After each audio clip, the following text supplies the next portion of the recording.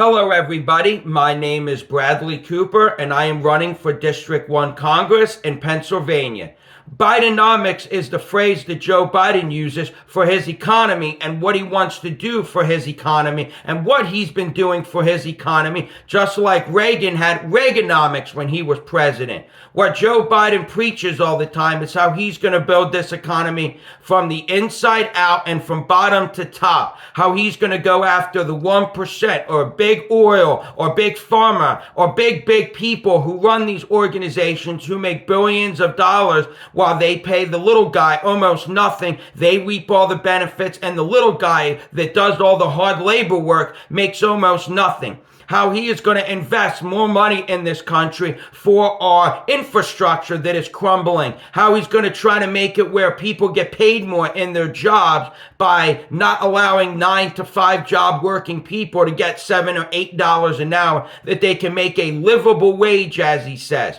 How he's going to cut taxes and cut wasteful spending in this country. And then you listen to his financial advisors or people who work for the federal government who are doing interviews on like Fox News, CNN, MSNBC, or other places like that, talking about how great this economy is, how it is flourishing, how we have more people in the workforce than ever before, and we have historic lows on unemployment, how the stock market is rising, how goods and services are becoming more plentiful and cheaper, how we are making this country more overall profitable, cutting taxes, wasteful spending. Then when you get economic majors or financial advisors who have no ties to the federal government, who have no job with the federal government, actually do research, actually tell you what is really going on. They tell you that it is in the contrary of what this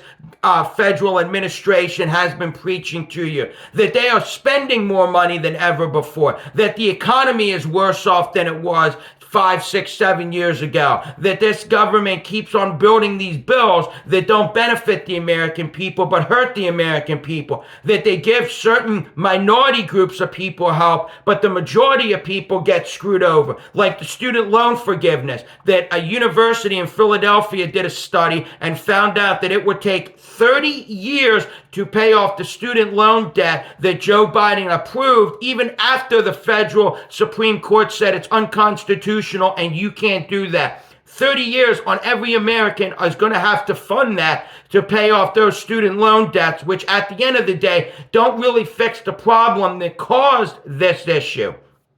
These people in Washington who see this happening, which are mostly Republicans, don't do anything about this. Don't scream and yell. Don't cry bloody murder that this stuff is getting away with, because some of these people agree with what's going on and are okay with it. And then every single year we have bills like the Omnibus bill or the Build Back Better or the infrastructure bill, that if you really look what's inside of the bill, when you really dissect what's inside of the bill, you see that it doesn't benefit the American people as the overall bill projects, that it only helps a small majority, or it helps push an agenda along, that it's for the new Green Deal that only benefits a government agenda that doesn't benefit the American people at the end of the day, or the spending bill has so much money going to different little things like art schools in New York that get so much money and backing from donors that are getting this money, or people that have already gotten COVID money are getting even more money that they don't need because they haven't spent their COVID money that they got to help the business sustain and run.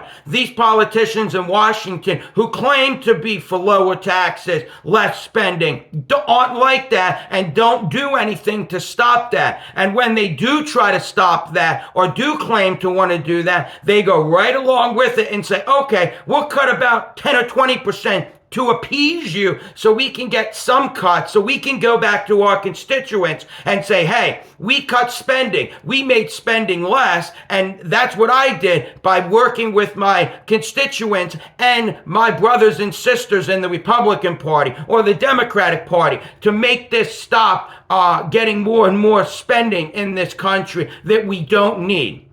When I would go to Washington, I would make sure that I never voted for a bill that raised taxes. I would make sure that there isn't wasteful spending. And all of these different branches of the government, like our defense or our education, are spending within their means with the budget that they are given, with exceptions, of course, and making sure that we're not giving money away that is unconstitutional, or money to other countries to help defend themselves or to help build their country back up, just to have relations with them. That we aren't in programs like the Paris global warming deal, where we are the ones spending 99% of the bill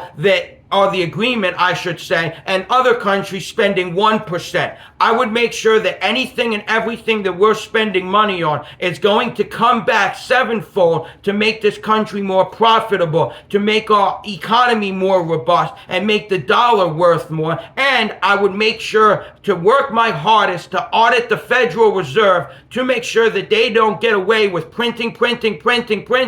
and that we bring our money back to the gold standard, where our money is actually worth something and not just a piece of paper with a number on it that eventually could be worth nothing to other countries because of the economy collapsing, because of this overreaching spending that we continuously do, or that the government tries to preach is so great, but then you find out it would add $7 trillion to the national debt, like Joe Biden's State of the Union economic plans for 2024 that he wants to pass.